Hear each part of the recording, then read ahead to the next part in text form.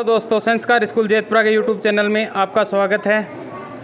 आज हम फिर एक बार एक छोटी सी प्रेरणादायक कहानी लेकर आए हैं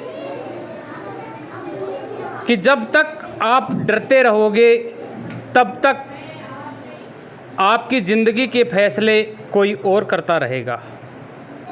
कि जब तक आप डरते रहोगे तब तक आपकी ज़िंदगी का फैसला कोई और ही करता रहेगा। किसी व्यक्ति ने कोई बड़े से मार्केट के अंदर जाकर एक अगरबत्तियों की दुकान लगाई। धीरे धीरे मतलब वो अगरबत्ती का बहुत बड़ा व्यापारी बन गया। बहुत अच्छी अगरबत्तियां उसके पास में मिलती थी। दिन प्रतिदिन उसका धंधा बहुत ज़्यादा बढ़ता गया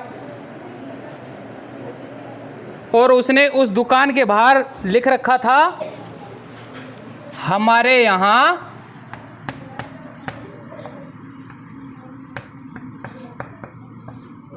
यहाँ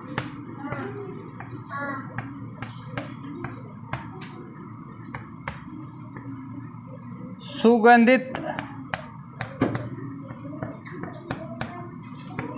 अगरबत्तियां मिलती हैं।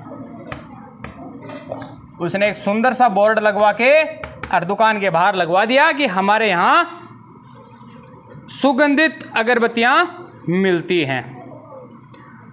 थोड़े दिन बाद में एक कस्टमर आया और उसने कहा, यार भाई साहब, ये बाहर बोर्ड पे लगा रखा है, क्या लगा रखा है?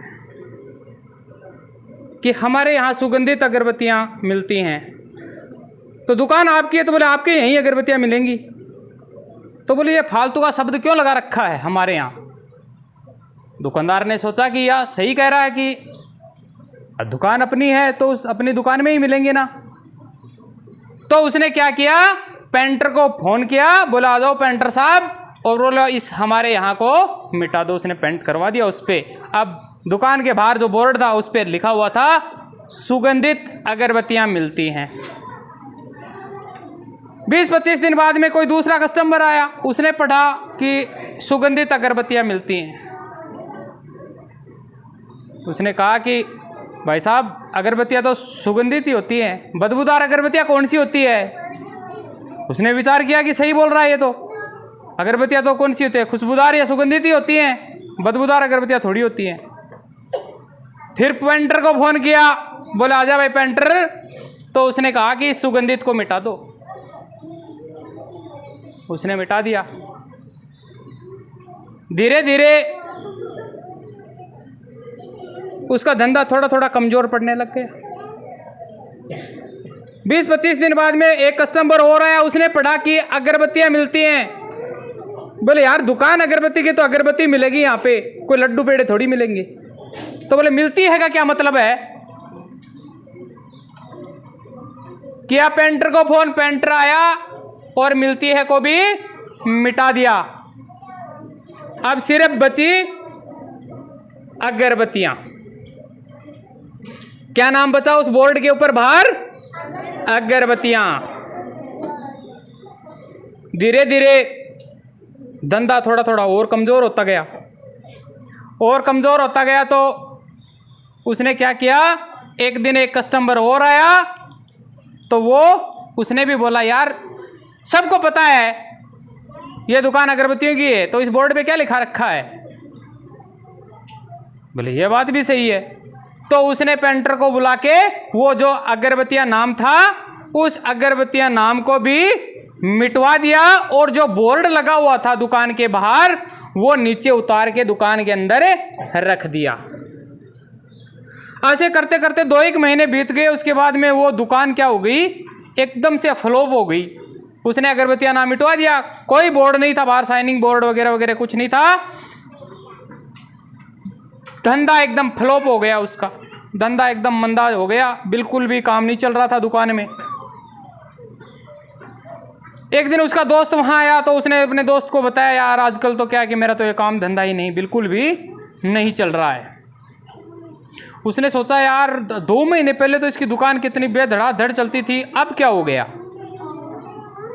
ऐसा भी नहीं हुआ कि भाई अगरबत्तियों की डिमांड कम हो गई है या कुछ हुआ है। वो दुकान के बाहर निकल के गया, जाके देखा उसने मार्केट में सब गलियों में सब दुकानों के ऊपर बोर्ड लगे हुए थे। उसने देखा यार लोकेशन भी अच्छी है दुकान की। ऊपर देखा तो बाहर कोई बोर्ड नहीं लगा था। उसने अंदर आके कहा, अरे तू मूर्ख है क्या, कम से कम एक बोर्ड तो लगवा देता। कौन सा? कि हमारे यहां। बोले एक बोर्ड बनवा और उस पे लिखे कि हमारे यहां सुगंधित अगरबत्तियां मिलती हैं। बोल क्या नाम लिखवा? बोले हमारे यहां सुगंधित अगरबत्तियां मिलती हैं। तब दुकानदार को अफसोस हुआ कि ये तो शुरू से ही था, ये काम तो ये तो चल ही रहा था। लेकिन वह क्या, दूसरों की राय मानता गया और उसने अपना धंधा खो दिया। तो इस कहानी से यही शिक्षा मिलती है कि जहाँ कहीं भी अपने को कोई चीज़ सीखने को मिलती हो, कोई भी ज्ञान देने वाला हो, अगर वो ग्रहण करने योग्य हो तो उस ज्ञान को ग्रहण करना चाहिए। बाकी तो एक कान से सुनो, दूसरे कान से निकाल दो। तो मिलते हैं इस कहानी के बाद अगली कहानी में कि करते हैं कुछ ऐसा कि दुनिया करने चाहिए आपके जैसा। धन्यवाद।